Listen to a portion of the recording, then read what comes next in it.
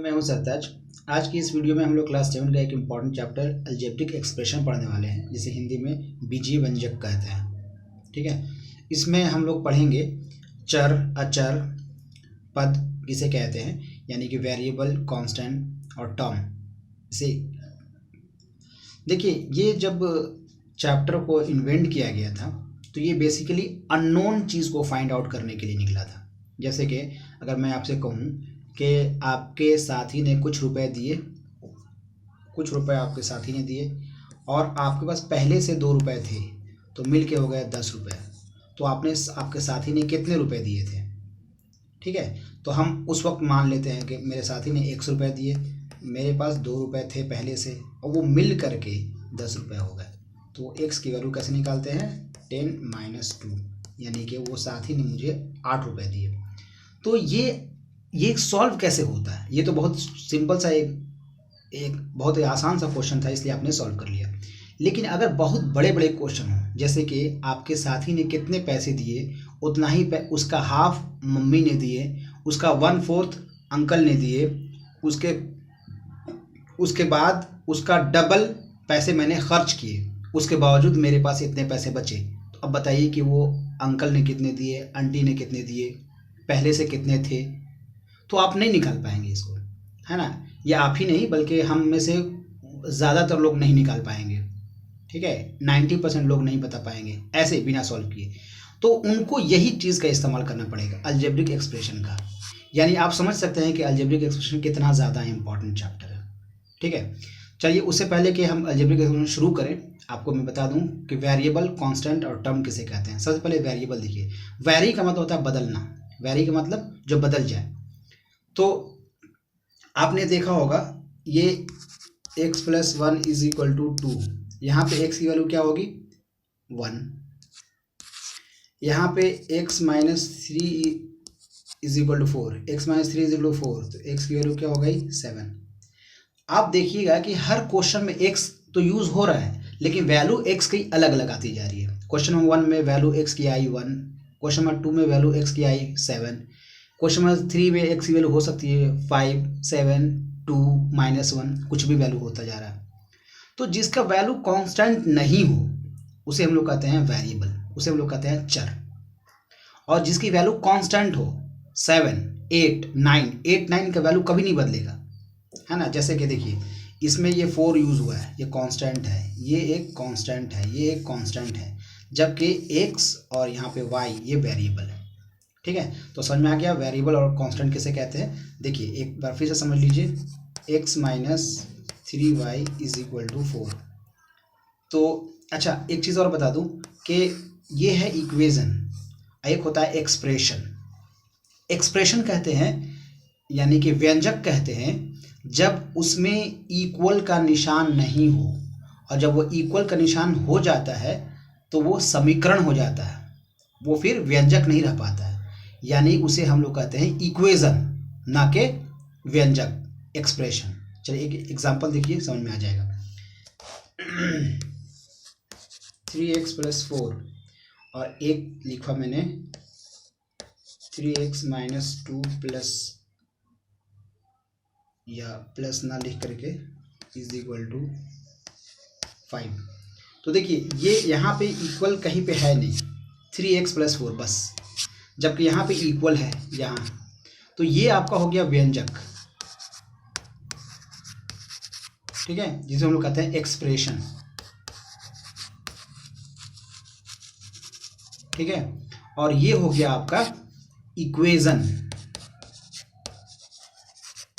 जिसे हम लोग हिंदी में कहते हैं समीकरण।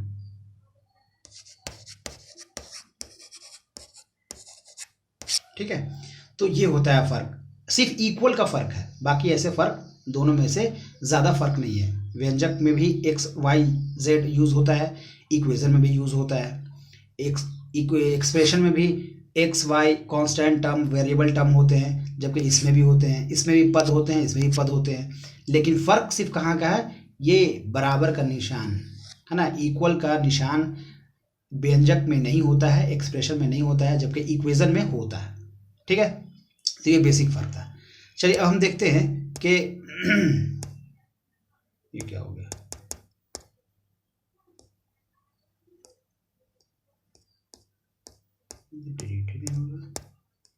है। तो इसमें हम लोग देखते हैं चर, अचर और पद, इसमें हम बहुत अच्छे से डिस्टिंग्विश करेंगे, ठीक है। चलिए एक एग्जांपल मैं लेता हूँ, अभी जो मैंने लिया था उसी का लेता हूँ। ये है 2x प्लस 3y प्लस 8। इसमें से चर कौन कौन है? चर बोला तो वेरिएबल, वेरिएबल कौन कौन है? वेरिएबल दो है, एक x एक y। तो वेरिएबल आपका हो गया x एंड y। अब हम कहेंगे अचर कौन कौन है?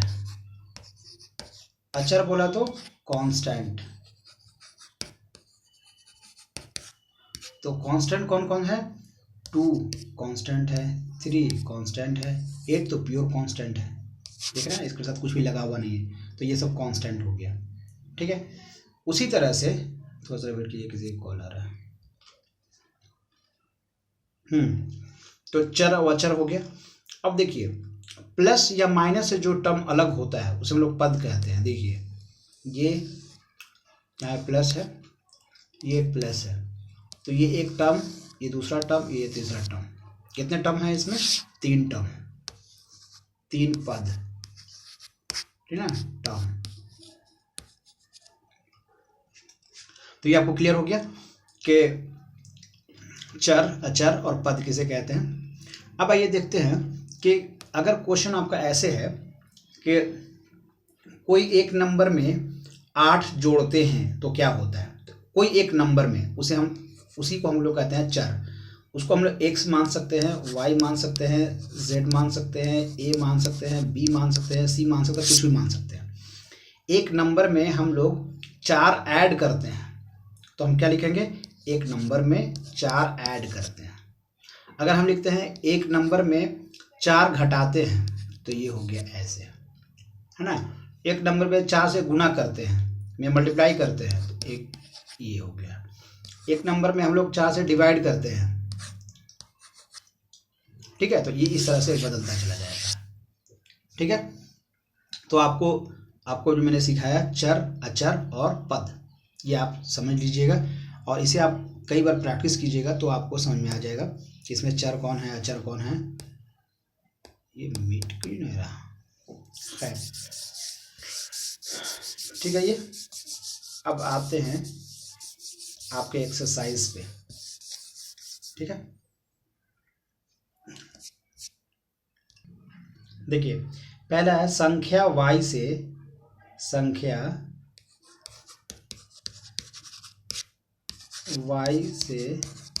z को घटाना है, ठीक है। तो ये क्या हो गया? y से z को घटाना है, तो y जिससे घटाना होता है वो पहले और z को घटाना है, तो ये हो गया y माइनस z, ठीक है। इस तरह से हम लोग सॉल्व करते हैं। तो आप हिंदी से जो बच्चे पढ़ रहे हैं उसे आप प्लीज़, चूँकि आगे में आपको इंग्लिश ही मिलना है तो कन्वर्ट कर लीजिए अभी ही। मैं ऐसे हिंदी और इंग्लिश दोनों ही बता देता हूँ, लेकिन कोशिश आप कीजिए कि हिंदी वाले टर्म को इंग्लिश में आप सीख लीजिए, क्योंकि ये हमेशा ही रहने वाला है। हिंदी तो आप 10 तक ही सीखेंगे, बल्कि 8 तक ही सीखेंगे, उसके बाद फिर आपको कन्वर्ट करना ही पड़ेगा, ठीक है। तो आप सीख लीजिए। कुछ क्वेश्चन मैं लेता हूँ। देखिए यहाँ पे जो मैंने अभी बताया था, subtract z from y, English में थोड़ा सा अलग तरह से लिखते हैं, हिंदी में तो साफ साफ लिख देते हैं कि y से z को घटाना है, लेकिन इंग्लिश में उल्टा लिखते हैं, सब्ट्रैक्ट z फ्रॉम y। तो किसे घटाना है? जिससे घटाना है वो पहले लिखेंगे, क्या लिखेंगे? y। z को घटाना है माइनस, किसको घटाना है? z को, तो ये y माइनस z। चलिए उसी तरह से देखिए 1/4 ऑफ, 1/4, 1/4 का मतलब 1/4, 1/4 of the product of sum p and q। 1/4 का मतलब हो गया 1/4 का मतलब 1/4 ऐसे होता है, किसका? Product of p and q, तो p एंड q ये हो गया 1/4 p एंड q। ये ऐसे भी लिखा जा सकता है, PQ/4, ठीक है। प्रोडक्ट उस तरह से नंबर 5 इज एडेड, 5 को जोड़ा जाता है to 3 times the product of m and n। Product का मतलब मल्टीप्लाई करना, m और n का मल्टीप्लाई, तो mn हो गया। और नंबर 5 इज एडेड, 5 को ऐड कर दिया, लेकिन यहाँ पे m n को प्रोडक्ट नहीं बल्कि 3 टाइम्स द प्रोडक्ट, तो 3 से मल्टीप्लाई कर दिया, तो 3mn + 5, ये आपका आंसर हो गया। ठीक है, इस तरह से आपको सॉल्व करना होता है। ठीक है, चलिए मैं अपनी तरफ से कुछ क्वेश्चन देता हूँ, बहुत ही आसान, इसमें नहीं, इसे थोड़ा टफ है, मैं थोड़ा इससे आसान क्वेश्चन दे रहा हूँ ताकि आपका प्रैक्टिस अच्छे से हो जाए। ठीक है, चर हिंदी वाले बिल्कुल कांस्टेंट एंड वेरिएबल सीख लें। ठीक है, मैं कुछ क्वेश्चन दे रहा हूँ, देखिएगा। 5 is added to y, 5 is added to y 2 times y is added to z, 3 times y, 3 times y is subtracted from 2 time x, और d है 1/4 of an x, 1/4 of x is added to half of y। चलिए इसको मैं समझा भी देता हूँ ताकि आपको परेशानी ना हो। 5 is added to y मतलब 5 को y में जोड़ा जाता है, तो 5 + y, 2 टाइम्स y यानी कि 2y, 2 टाइम्स y का मतलब 2y, 2y is added to 3, तो 2y + z। उसके बाद थर्ड है आपका 3 टाइम्स y यानी कि y का 3 गुना 3y is subtracted from 2 times x यानी कि दुगना, x के दुगना हो गया 2x और y का 3 टाइम हो गया 3y, तो माइनस करते हैं, किसको करते हैं यहाँ से आप समझ लीजिएगा। फिर d है 1/4 of x is added to half of y, 1/4 माने 1/4 या x/4, x/4 को ऐड किया जाता है किस में, y में नहीं, हाफ ऑफ y का मतलब कि y/2, हाफ ऑफ y कहेगा तो y/2।